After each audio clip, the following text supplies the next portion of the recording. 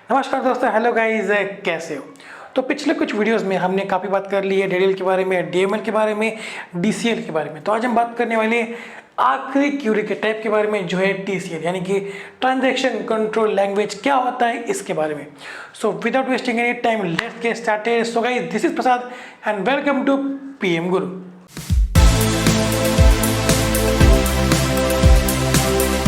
तो टीसीएल क्या करता है वो देखो। पहले तो not every change you make in database is saved automatically. Means क्या, देखो क्या होता है कि देखो हम डेटा स्टोर करते हैं हमारे पीसी में डिस्क के अंदर, यानी कि सेकेंडरी मेमोरी के अंदर। ठीक है, इसके अंदर कुछ ब्लॉक्स होते हैं जिसके अंदर हम डेटाबेस को स्टोर कर रहे होते हैं। ठीक है, तो क्या होता है कि जब भी हमें किसी पर्टिकुलर डेटाबेस में काम करना है, ओके, हमें उसको यूज़ करना है, तो हम क्या करते हैं, उसको निकालते हैं और उसके ऊपर काम करते हैं। ठीक है, हम कह सकते हैं कि हम उसको प्राइमरी मेमोरी में लाते हैं। ठीक है, तो यहाँ पे आ गया हमारा डेटाबेस, तो हम क्या करते हैं, उसके ऊपर कुछ चेंजेस करते हैं। सपोज कि हमने इसके अंदर कुछ डेटा ऐड कर दिया, रिकॉर्ड ऐड कर दिए, इसके अंदर मैंने कुछ अपडेट कर दिए, इसके कुछ रोज को डेट कर दिया। ठीक है, तो ये सब चेंजेस है ना, तो ये ऑटोमेटिकली स्टोर नहीं होंगे डिस्क के अंदर। ठीक है, कई बार क्या होता है कि कैचे आपके स्टोर हो जाते हैं, बट कई बार होते भी नहीं है। कई बार आपको मैन्युअली भी स्टोर करना पड़ता है, कि मतलब कि सेव करना पड़ता है जो कोई भी चेंजेस आपने की है वो। ठीक है, और कई बार क्या होता है कि आपने अगर ये काम कर दिया और अगर अपने सेशन को एंड कर दिया तो भी आपका जो डेटा है वो स्टोर हो जाता है। ठीक है, तो ऐसे भी हो सकता है कि आपका काम चल रहा है, राइट, और आप चाहते हो कि अभी तक मैंने जो चेंजेस किए हैं वो मैं स्टोर कर दूँ डिस्क के अंदर, सेकेंडरी मेमोरी के अंदर। तो वो हम कर सकते हैं टीसीएल स्टेटमेंट्स की मदद से। ठीक है, और अगर आपने जो कोई भी चेंजेस किए हैं वो आपको स्टोर करने हैं परमानेंटली डिस्क के अंदर, मेमोरी के अंदर, तो हम यूज़ करते हैं कमिट स्टेटमेंट का। ठीक है, तो इसका एग्जांपल देखते हैं। देखो, तो update customers set last name is equal to Johnson, where ID is equal to 10। अब इस क्यूरी का हमें कोई देना कहना नहीं है। ठीक है, सिर्फ यहाँ पे एग्जांपल समझ लो। यहाँ पे क्या हो रहा है कि लास्ट नेम जो है वो जॉनसन हम सेट करने के लिए, अपडेट करने के लिए कह रहे हैं, राइट। कहाँ पे, जहाँ पे आईडी इज इक्वल टू 10 है। ओके, तो ये जो मैंने चेंजेस किए हैं डेटाबेस के अंदर, टेबल के अंदर, अगर मैं चाहता हूँ कि ये चेंज अप्लाई हो, ये चेंज सेव हो परमानेंटली डिस्क में जो डेटाबेस है उसमें, तो मुझे यहाँ पे कमिट स्टेटमेंट यूज़ करना पड़ेगा। ठीक है, कमिट स्टेटमेंट करती है क्या होगा, जो डेटाबेस है सेकेंडरी मेमोरी में उसके अंदर भी चेंजेस हो जाएंगे।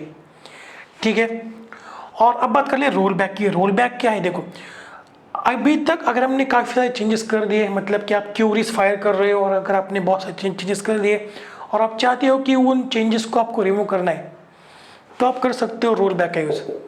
ठीक है, तो देखो delete from customers where age is equal 25, मतलब कि कस्टमर के अंदर जहाँ पे एज 25 है उस रो को डिलीट कर दो, उस रेकॉर्ड को डिलीट कर दो। ठीक है, और उसके बाद मैंने डाल दिया है रोल बैक स्टेटमेंट। तो क्या होगा, ये जो क्यूरी है ना ये सेव नहीं होगी। ठीक है, ठीक है, तो ये क्यूरी स्टोर नहीं होगी, इस क्यूरी का जो इम्पैक्ट है वो चला जाएगा। ठीक है, एक और इम्पोर्टेंट बात वो समझ लो कि अगर आपने एक बार कमिट कर दिया तो उस कमिट किए गए चेंज को आप रोल बैक या फिर कैंसिल नहीं कर सकते। ठीक है, एक और चीज़ वो क्या है, देखो रोल बैक का जो इम्पैक्ट है वो कौन कौन सी क्यूरीज तक रहेगा वो देखते हैं। ठीक है, यहाँ पे मैंने क्यूरीफाई कर दी, ऐसे भी हो सकता है कि इसके पहले भी क्यूरीज होंगी, राइट, और कहीं ना कहीं कमिट आ चुका होगा। ठीक है, तो कमिट से पहले हमने जितने भी चेंजेस कर दिए हैं उनके ऊपर रोल बैक का कोई भी असर नहीं पड़ेगा।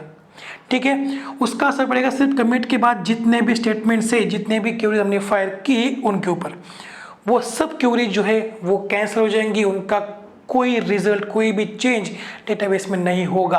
तो समझ में आ रहा है टीसीएल स्टेटमेंट्स क्या करते हैं, कमिट स्टेटमेंट क्या करते हैं कि अगर आपने कुछ चेंजेस कर दिया डेटाबेस में, अगर आपको उसको परमानेंटली स्टोर करना है तो हम यूज़ करते हैं कमिट स्टेटमेंट का। और रोल बैक का काम क्या है कि अगर आपने कुछ चेंजेस कर दिए और अगर आपको उन चेंजेस को कैंसिल करना है तो हम यूज़ करते हैं रोल बैक स्टेटमेंट का। Simple end. सो अब टाइम आ चुका है हमारे केबीसी का, यानी कि कौन बनेगा कोडर का। तो आज का सवाल ये रहा आपके स्क्रीन के ऊपर। एक सेकंड यार, मुझे सवाल नहीं मिल रहा। तो which of the following is not a type of queries, मतलब कि नीचे दिए गए 4 ऑप्शन में से ऐसा कौन सा ऑप्शन है जो क्यूरीज का टाइप नहीं है। ठीक है, पहला ऑप्शन डेटा डेफिनेशन लैंग्वेज, दूसरा ऑप्शन ट्रांजैक्शन कंट्रोल लैंग्वेज, तीसरा है डेटा क्लस्टरिंग लैंग्वेज और चौथा है डेटा मैनिपुलेशन लैंग्वेज। इन चार में से आपको बताना है कि कौन सा वो टाइप है जो क्यूरीज का नहीं है। ठीक है, नहीं है। सो गाइस आज के लिए इतना ही। इसका आंसर मुझे कमेंट बॉक्स में दे देना, और अगर वीडियो को पसंद आती हो तो वीडियो को लाइक कर दो, नए हो तो चैनल को सब्सक्राइब कर लो और बेल आइकन को जरूर दबा देना ताकि मैं आने वाले हर वीडियो की अपडेट्स सबसे पहले आपके पास पहुंचते रहे। तो मिलते हैं अगले वीडियो में, तब तक के लिए see ya have a good day and bye bye.